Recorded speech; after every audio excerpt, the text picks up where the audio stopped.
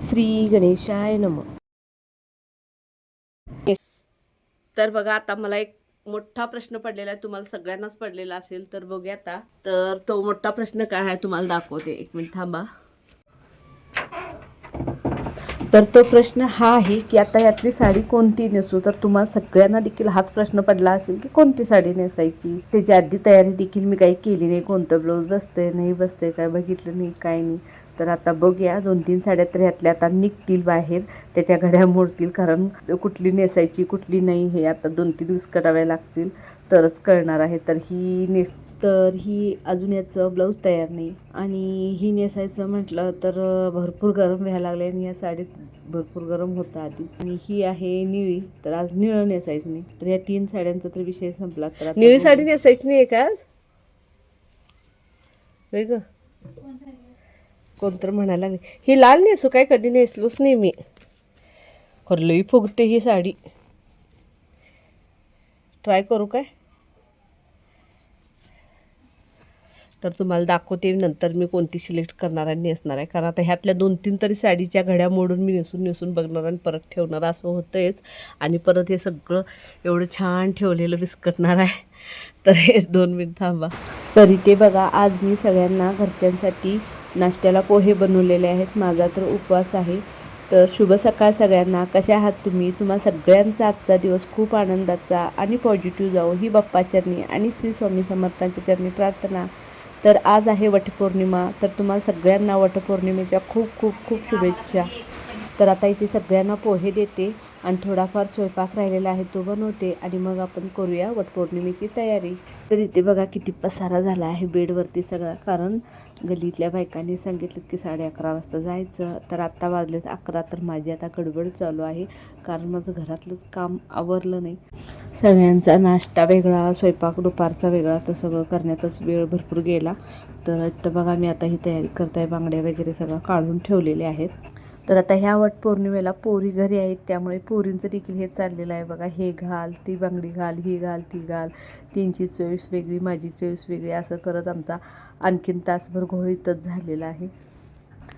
इथं मी काही सोन्याचे वगैरे काही दागिने घातले नाहीत, तर सगळं आर्टिफिशियलच घातलेलं आहे बघा. आहोंना काय आर्टिफिशियल दागिने वगैरे घातलेलं काही आवडत नाही, कारण त्यांना सोन्याचंच घातलेलं आवडतं. तर आता हे साडीवरती ते मॅच होत नाही, म्हणून मी आर्टिफिशियल घातलेलं आहे. कारण साडीवरती काठ वगैरे सगळे सिल्वर कलरचे आहेत, त्याला मॅच होईल असे कानातले झुमके आणि गळ्यातला हार वगैरे घातलेला आहे.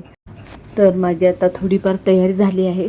टिकली आणि पावडर वगैरे तेवढी लावायची राहिलेली आहे. तर पूजेसाठी जे ताट लागणार आहे, पहिला ते ताट तयार करून ठेवते, म्हणजे मग नंतर बायकांनी हाक मारल्या की लगेच जायला बरं. तरी ते बघा, मी वाटीमध्ये दूध, 1 केळ घेतलेला आहे, थोडी साखर, तूप आणि दही हे 5 पदार्थ टाकून पंचामृत बनवलेलं आहे. तर ते तिथे पूजेसाठी लागतं म्हणून पंचामृत तयार केलेलं आहे. त्यामध्ये मी 1 चमचा घेते, म्हणजे चमचाने आपल्याला पूजेच्या तिथे ते सोडता येईल. 1 चमचा असं, म्हणून मी चमचा देखील 1 घेतलेला आहे. तर आणखीन बघा, इथे मी 2 वाट्या घेतलेल्या आहेत. तर एका वाटीमध्ये साखर भरून घेतलेली आहे आणि दुसऱ्या वाटीमध्ये तांदूळ भरून घेणार आहे. तर मी डब्बावरती होता तो काढून घेतलेला आहे आणि वाटी भरून तांदूळ घेणार आहे. कारण आम्ही जिथे वड पुजायला जातो तिथे 3 मंदिरे आहेत. एक आहे शिरकाई देवीचं मंदिर, दुसरं आहे गणपती बाप्पाचं मंदिर आणि तिसरं आहे बिरोबाचं मंदिर. तर तिन्ही मंदिरे जवळजवळ आहेत, त्यामुळे वड पुजल्यानंतर सगळ्या बायका तिन्ही मंदिरात जाऊन पूजा करूनच येतात. तर सगळीकडे थोडं थोडं तांदूळ, थोडं थोडं साखर असं तिथं ठेवण्यासाठी मी वाटी भरून घेतलेला आहे. तर इथे कापूर देखील मी 7 वड्या घेतलेल्या आहेत कापराच्या, आणि उदबत्त्या 2 घेतलेल्या आहेत. हळदी कुंकवाचं पंचपाळ देखील घेतलेलं आहे.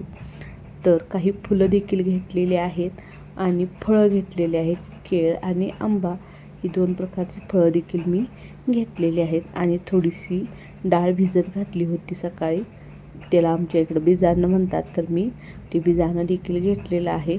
आणि मी आरत्या वगैरे काही घेतल्या नाहीत, आरत्या वगैरे सुद्धा घेतात, पण मी काही आरत्या घेतल्या नाहीत, कारण सगळ्यांच्याच आरत्या होतात आणि मग तिथे गर्दी देखील भरपूर असते आणि बऱ्याच जणींच्या साड्या केस वगैरे जळतात आरत्याने, त्यामुळे सगळ्यांच्या काही आरत्या घ्यायची गरज नाही.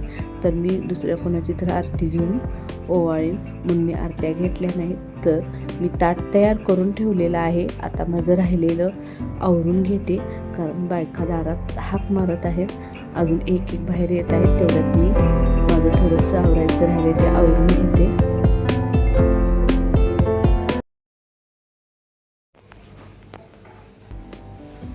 तर बघा आता इथं मला सगळं आवरलेलं आहे. तर बाहेर बायका बोलवायला लागलेत, तर आता चला जाऊया वड पूजायला. तर आमच्या गल्लीतल्या बायका बघा इथे जमा झालेल्या आहेत. तर अजून काही थोडे यायचे आहेत, तर त्यांची आम्ही वाट बघत थांबलेलो आहोत. तर त्या येऊपर्यंत म्हटलं काही फोटो वगैरे व्हिडिओ काढायचे, म्हणून त्या लहान मुलींच्याकडे दिला होता. तर त्यांना काही व्यवस्थित व्हिडिओ करायला आला नाही, तर त्यांना मी सांगत होते की असं पकडा म्हणून.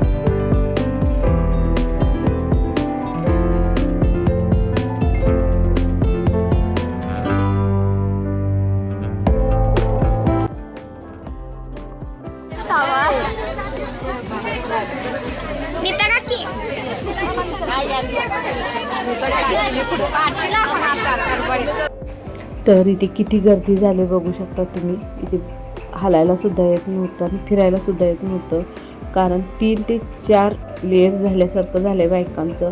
एक तर थोड्या अशा कट्ट्यावरती बसलेल्या आहेत पूजण्यासाठी, त्याच्यानंतर एक एक नंबर लावून थांबलेले आहेत, त्याच्यानंतर 2 लाईनी असा दोरा गुंडळत आहेत. त्यामुळे इतकी अडचण आणि इतकी गर्दी झालेली आहे की फिरतासुद्धा येत नाही. 7 फेऱ्या काढायला जवळजवळ आम्हाला 15 मिनटं तरी लागले असतील. दरवर्षी इतकी काही गर्दी नसते, पण यावर्षी खूपच गर्दी झाली होती, त्यामुळे खूपच सगळा गोंधळ झालेला होता. तर इथे बघा फेऱ्या काढून झाल्यानंतर हे इथे छोटे छोटे मंदिरामध्ये देव आहेत, तर ते आम्ही पूजा करून घेतली. तर हळदी कुंकू वाहून तांदूळ साखर वगैरे घातली. तर बाकीच्या थोड्यांनी पूजा करून घेतली होती, तर थोड्यांची राहिली होती. तर माझी पूजा झाल्यानंतर त्या दोघीजण बसल्या, असं दोघी पूजा करून घेतली.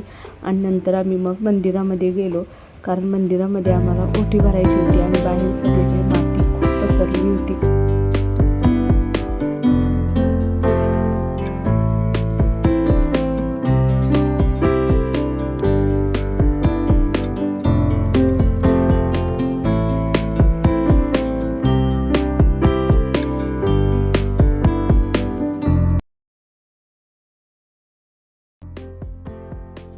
तर इथे बघा आमची पूजा वगैरे सगळ्यांची करून आवरलेली आहे. तर आता इथे आम्ही आत मंदिरामध्ये, हे बिरोबाचं मंदिर आहे, तिथे बिरोबाला आम्ही पाया वगैरे पडलं, तांदूळ साखर तिथे जे जे आम्ही आणलेलं तर ठेवलं. आणि इथे आम्ही आता बसलेलो आहोत वटी भरण्यासाठी. तर इथे प्रत्येकजणी 7 सुवासिनींची वटी भरतात. तर कोण कोण गहू, केळी, सुपारी, बदाम वगैरे असं 5 वस्तूंचं वटी भरतात 7 जणींची. तर कोण कोण फक्त गहू आणि सुपारी वगैरे इतकंच भरतात. तर ज्याची जशी इच्छा असेल तसं. कोण कोण फक्त 7 सुवासिनी जे बसले असतात त्यांना फक्त हळदी कुंकू लावतात. तर प्रत्येक जणींचं हे चालू असतं. त्यांच्या ग्रुपमधल्या 7 जणी त्या बसतात आणि वटी वगैरे हे त्यांचा कार्यक्रम 1 तास 1.5 तास तिथे चालू असतो. त्यानंतर आम्ही थोडे सगळेजण फोटो वगैरे काढले आणि मग घरी निघालो. तर व्हिडिओ कसा वाटला मला नक्की कमेंट करून सांगा, आणि व्हिडिओ आवडला असेल तर लाईक, शेअर आणि सबस्क्राईब करायला विसरू नका. थँक्यू.